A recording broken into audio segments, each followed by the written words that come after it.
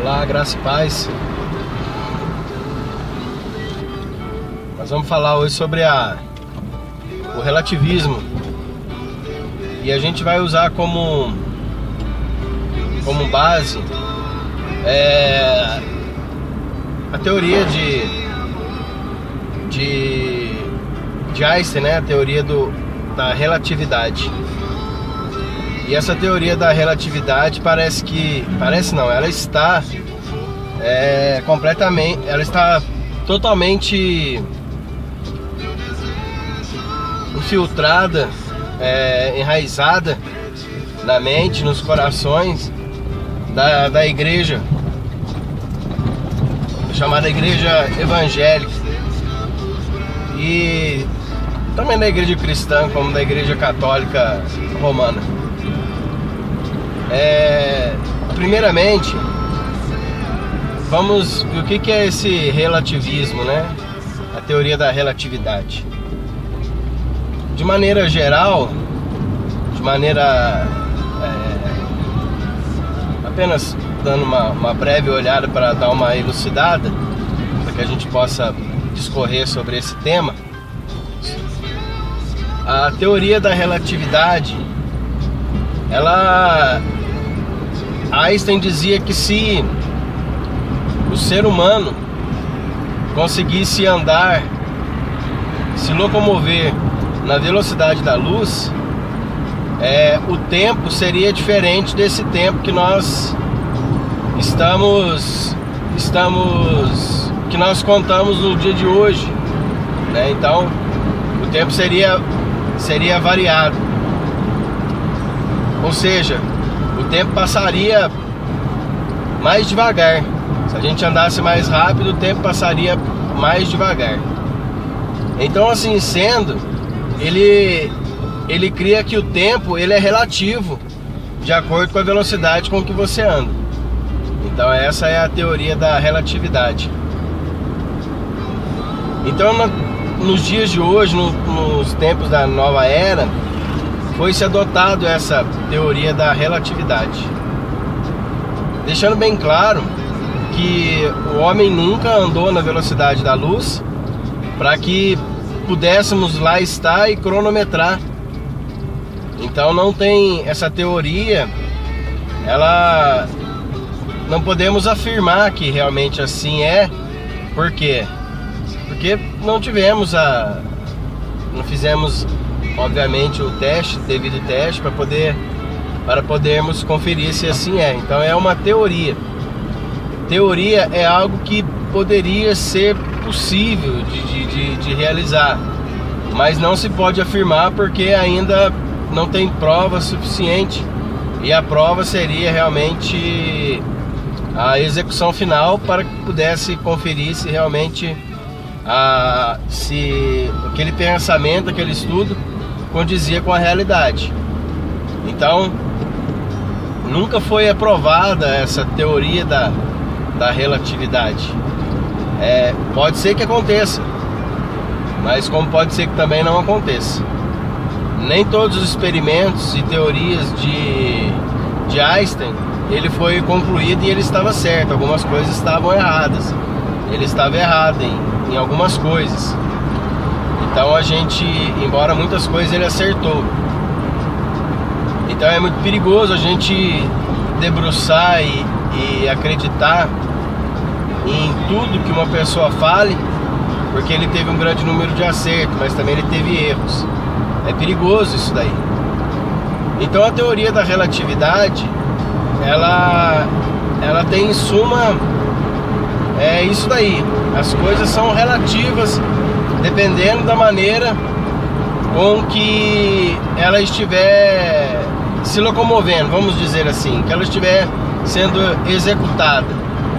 E nos dias de hoje, nos dias da nova era, um novo tempo que aí está no pós-modernismo, e a igreja está vivendo a era pós-moderna, que é a era da igreja de Laodiceia, conforme está lá no livro de Apocalipse, capítulo de número 3, a partir do verso,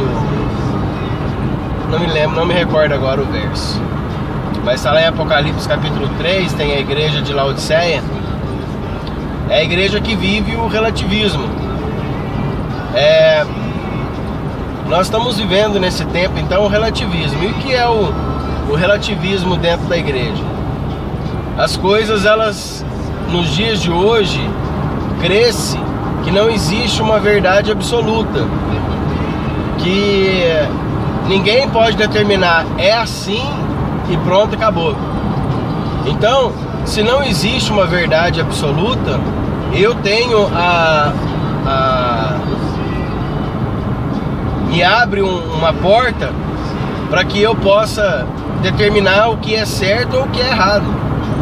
Dentro da nova era, por exemplo, eles não existe mais aquilo que é moral ou imoral. Não se crê mais na moralidade ou na imoralidade, se crê na amoralidade, ou seja, não existe o que é relativo, o que é imoral e o que é moral. Por exemplo, para eles o pecado não existe. Se você está dentro de um círculo e de um meio em que você praticar tais coisas é pecado e você crê, então para você é pecado. Agora, se você está num círculo aonde eles não creiam que essas mesmas coisas que se façam seja pecado, então eles podem praticar à vontade, que para eles não é pecado. A consciência deles não os condena, né? Então, hoje não existe mais a moralidade ou a imoralidade, mas sim a amoralidade. Então isso aí é um conceito da nova era, tem suas raízes na teoria da relatividade, conforme nós já vimos por aí. E infelizmente esse conceito de aonde as pessoas creem nessa teoria da relatividade, ela está dentro da igreja.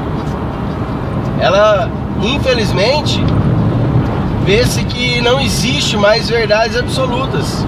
Então hoje eles colocam assim: a igreja aqui tem essa visão, então eles passam a andar conforme aquela visão. Ah, mas a igreja B tem uma outra visão, e eles passam a andar conforme aquela visão. Então, ou seja, é relativo. E se você chegar dentro de uma igreja chamada cristã, ou em específico a igreja evangélica, você vai ver que o que se fala na outra igreja acaba se condenando a primeira. E não são poucas as confusões e as brigas que ocorrem hoje dentro do cerco do meio evangélico, exatamente por causa dessa teoria da relatividade, porque as coisas são relativas à maneira que se quer interpretar. Então a maneira que eu enxergo, a maneira que eu vejo, essa é a maneira correta. E eu vou buscar respaldo bíblico. Como? Eu pego os versículos bíblicos e eu interpreto a minha maneira, de maneira a me dar suporte diante daquilo que eu creio. É muito sutil isso daí. Parece até que é válido, e isso aí é o correto. Até parece que é o correto. Mas se a gente fizer uma introspecção, e se nós avaliarmos com um pouquinho mais de vamos dizer assim, de cuidado, um pouco mais de cautela, a gente vai ver que é muito perigoso isso daí. Por quê? Ah, eu tenho uma ideia, então eu vou procurar na Bíblia respaldo para aquilo que eu creio. Certamente a minha mente vai me levar e vai me influenciar a procurar versículos que digam aquilo que eu estou pensando é verídico, é verdade. Mas só que isso é perigoso, por quê? Porque eu posso torcer alguns versículos e forçá-los a dizer aquilo que eles não estão dizendo. Então, antes de nós termos um conceito, colocarmos um conceito, uma ideia e procurar respaldo nela de maneira bíblica, pensando algumas passagens, o correto é o quê? O correto é que nós venhamos estar estudando a Bíblia num todo e entender o que ela diz no todo e entendermos que a Bíblia, ela é uma verdade absoluta. Tanto que nós entendemos que a Bíblia é uma verdade absoluta, que o próprio Jesus disse o quê? Eu sou a verdade. Então existe sim uma verdade absoluta. Jesus foi bem enfático: eu sou a verdade, eu sou a vida. Jesus é o caminho, a verdade e a vida. Então, ele é uma verdade absoluta. Nós não podemos ficar dentro de uma teoria da relatividade achando as minhas verdades e procurando base bíblica para isso. Você entende que é perigoso? Mas quando nós tomamos a palavra de Deus, ela num todo, observando, lendo, estudando num todo, comparando todos os versículos, um apoiando com o outro, porque a Bíblia, ela, podemos por assim dizer, ela é um quebra-cabeça. E o quebra-cabeça, você o monta com todas as peças. Se faltar uma peça, perde-se a beleza do quebra-cabeça. E quando se perde muitas peças, você fica até mesmo sem o sentido da paisagem que se coloca no quebra-cabeça. Então, você vai ver que igrejas hoje que defendem alguns pontos de vista, tão somente, eles vão esbarrar em outros. E isso é muito perigoso. E isso é a teoria da relatividade. Então nós devemos tomar muito cuidado com relação a isso.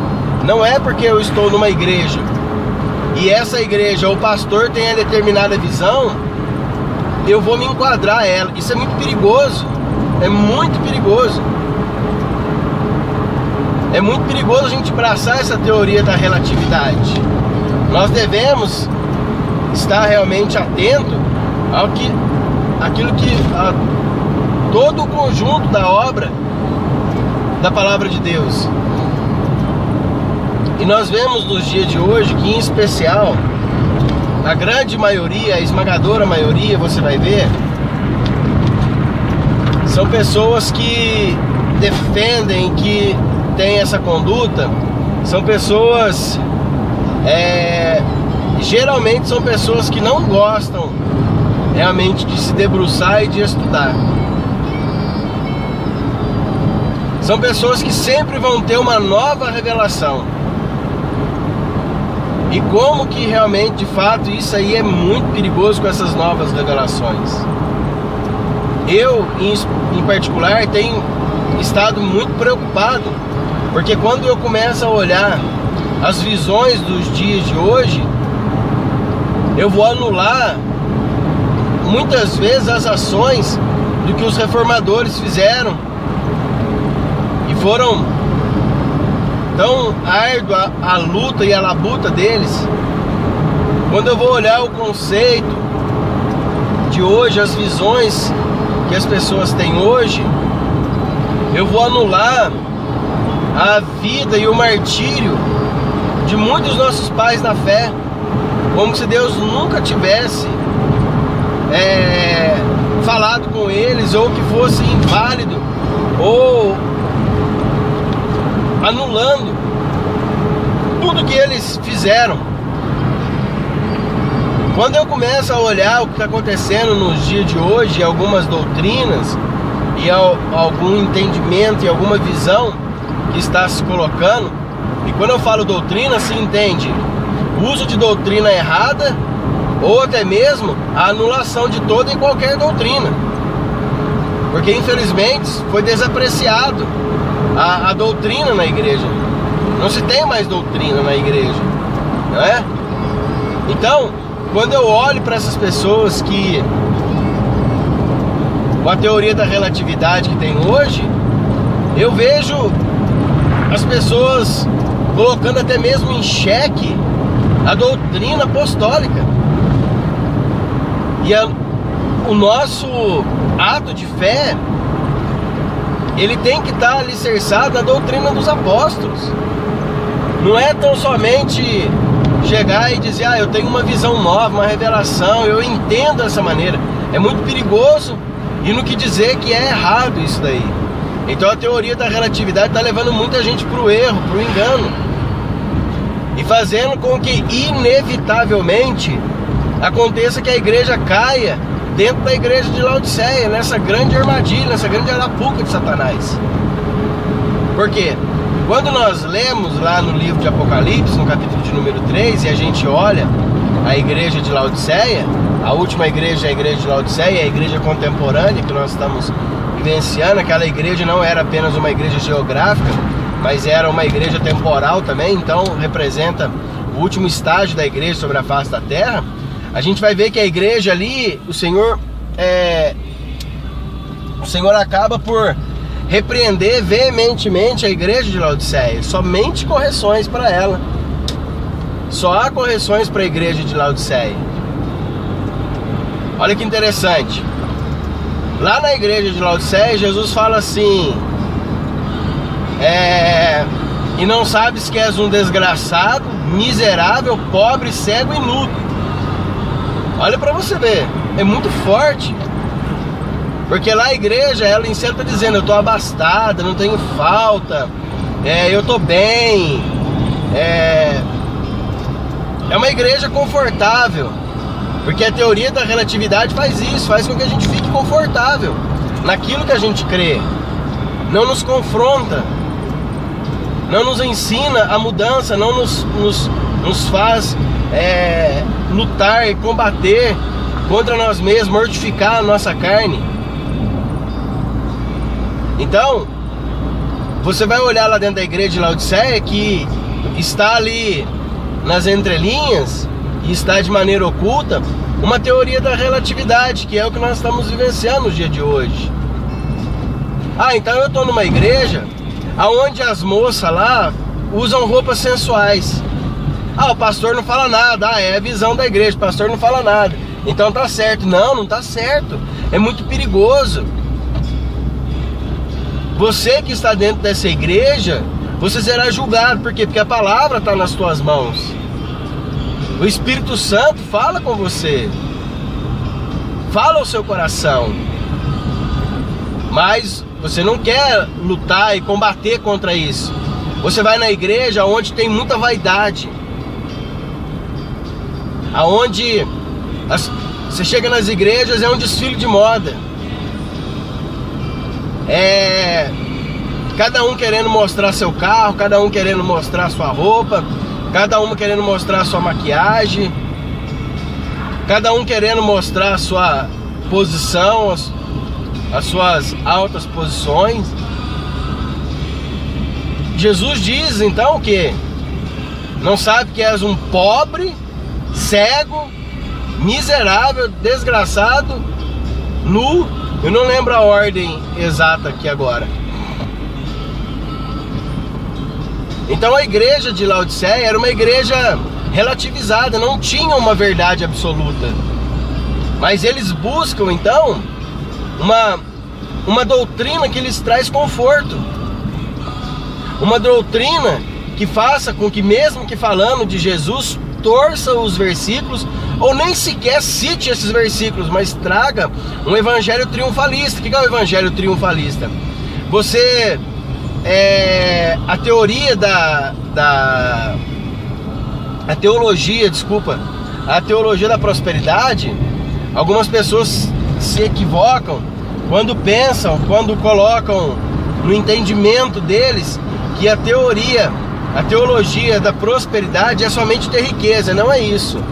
A teologia da prosperidade, ela é na realidade um evangelho triunfalista, um evangelho que exclui dor, que exclui o confronto pessoal. Então, são um evangelho de autoajuda, que te ajuda a como vencer, como prosperar. E prosperar não só financeiramente, mas prosperar no seu casamento, prosperar prosperar no seu casamento, prosperar na sua vida financeira, prosperar na sua saúde e assim por diante. Isso é a teologia da prosperidade, não é só o dinheiro. Então a gente vê algumas igrejas que são horrendas e medonhas, que está escancarado o roubo deles, que são charlatões, roubando as pessoas, os fiéis que ali estão, mentindo para eles, torcendo escancaradamente os versículos bíblicos, para poder se enriquecerem, literalmente. Eles querem serem milionários, se enriquecerem. Mas as pessoas então não pregam esse roubo, vamos dizer assim, escancaradamente, mas essas pessoas ainda creem nesse evangelho triunfalista. Então ele está dentro da teologia da prosperidade também. E a teologia da prosperidade, ela é extremamente relativista. Ela não vai pegar versículos que confrontam, muito pelo contrário, ela vai pegar versículos de autoajuda.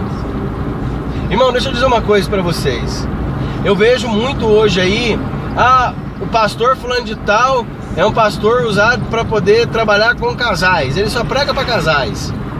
Você vai ver o outro pastor, ele só trabalha na parte de cura, ele é especialista na parte de cura. Tem um outro que ele trabalha, agora tá vindo essa parte, tá crescendo essa parte aí, que é no ensino a pessoa a como conviver, como se tornar um empresário. Então você vai se tornar um empresário e como que você deve proceder dentro do conceito evangélico para você não se perder.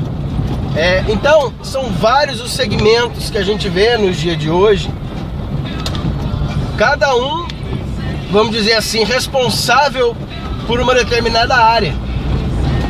E eles pensam os versículos então, e eles são mestres em fazer isso. Eles fazem com uma maestria, é impressionante ver como que eles conseguem, como que a mente deles consegue chegar em lugares tão longe, para poder fazer com que as pessoas creiam naquilo e passem a vivenciar aquilo. Irmão, o evangelho, ele é puro, ele é simples. Não precisa de um pastor para trabalhar um pastor para trabalhar em determinada área, outro irmão para trabalhar em outra área, outro para trabalhar em outra área. Não precisa disso, não tem condições de ser assim. Não precisa ser assim. Você vê o apóstolo Paulo, por exemplo, quando ele chega num determinado lugar, aí o apóstolo Paulo era especialista, um plantador de igrejas. Então ele ia e fundava, era um missionário que fundava e plantava igrejas. Aí de repente ele chegava numa cidade, vamos imaginar uma situação, e ali naquela cidade tinha um endemoniado. Aí fala, negócio seguinte, eu não vou agora poder expulsar esse demônio, porque não é a minha área. Eu vou dar um exemplo. Eu tô indo daqui 3 anos, eu tô indo lá para Jerusalém, e Pedro, ele é especialista nisso, então vou mandar Pedro vir aqui para ele poder expulsar esse demônio. Não. Ou então ele chegasse numa outra cidade e visse um problema que estava acontecendo com um casal, e vemos isso na Bíblia. O apóstolo Paulo não dizia, olha, faz o seguinte, você aguenta a mão aí, vocês ficam firmes aí, porque é o seguinte, eu vou chamar lá o irmão tal, o irmão João, e o apóstolo João, e ele é especialista em casamento. Não.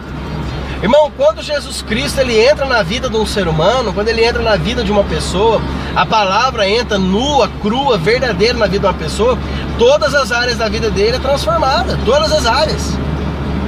Seja é consequência, a palavra de Deus é enfática, ela diz assim, buscai primeiro o reino de Deus e a sua justiça, e todas as coisas vos serão acrescentadas. Então nós não precisamos de especialistas em cada área. Quando há uma conversão sincera, verdadeira na nossa vida, como estamos andando, sem relativismo, mas na palavra, tomando toda a palavra, quando nós tomamos toda a palavra, a consequência lógica disso daí é que as demais áreas da nossa vida vão sendo restauradas. Algumas levam mais tempo, por quê? Porque Deus, ele usa às vezes aquela situação para poder trabalhar algo mais em nós. Então esse negócio de que eu vou procurar uma igreja que eu me adapte a ela, eu aceitei a visão daquela igreja. Irmão, se você fosse na igreja antiga, vamos dizer assim, na igreja primitiva, se você entrasse na igreja de Éfeso, se você entrasse na igreja da Galácia, se você entrasse na igreja de Corinto, enfim, nas igrejas de Jerusalém, se você entrasse ali, a mensagem era uma só: arrependei-vos, abandona o mundo, santificai-vos, Jesus Cristo é o Senhor. A mensagem era uma só. Eles estavam ali estudando, fazendo um escrutínio sobre a Bíblia constantemente, sobre o Antigo Testamento, porque era muito novo as coisas, eles estavam vendo as grandes revelações que ali haviam. Eles não ficavam ali, punham um entendimento: ah, eu acho que o negócio é assim. Ia procurar respaldo bíblico para isso. É errado. As coisas de Deus, ela flui dentro de nós. Nós vamos vivenciando, e ela vai fluindo. Se você confrontar as ideias de hoje com a palavra de Deus num todo, você vai ver que ela não se sustenta. Temos que tomar cuidado com essa teoria da relatividade. Ah, se eu enxergo assim, então é assim. Ah, eu não vejo assim, então não é assim. É fato que existe alguns, eu vou repetir, alguns pontos, são poucos pontos da Bíblia que é difícil o entendimento. É sim, eu confesso que há, mas são poucos. Agora, enquanto que nos dias de hoje, poucos são os pontos que unem a igreja. Muito poucos pontos. A doutrina que existe dentro das igrejas hoje são muito distantes. Então fiquemos com a Bíblia, voltemos ao Evangelho, a doutrina pura. Não esqueçamos que o trabalho que os nossos pais na fé, que os protestantes, os que vieram pós-período protestante, o trabalho que eles fizeram foi um trabalho muito lindo. Nós não podemos anular. Nós não podemos anular. Devemos olhar, devemos estudar aquilo ali, colocar isso em cima da doutrina dos apóstolos e continuar edificando em cima do que eles edificaram em cima da doutrina dos apóstolos. E não criar uma nova revelação hoje com a teoria da relatividade, porque eu acho que está certo, então assim está certo. E eu tenho fé para isso. Isso não é fé, irmão. Fé na fé não vale nada. Nós temos que ter fé na palavra de Deus. Eu tenho fé que isso vai acontecer. Mas se você não está na palavra de Deus, desculpa, irmão, não vai acontecer. Não vai acontecer. E mesmo se acontecer, irmão, isso daí é por qualquer motivo, mas não pela literalmente a aprovação de Deus. Então, vamos estar atentos, vamos voltar realmente ao Evangelho puro, ao Evangelho simples. Não vamos cair nessa armadilha da relatividade. Amém? Que Deus te abençoe, em nome de Jesus Cristo.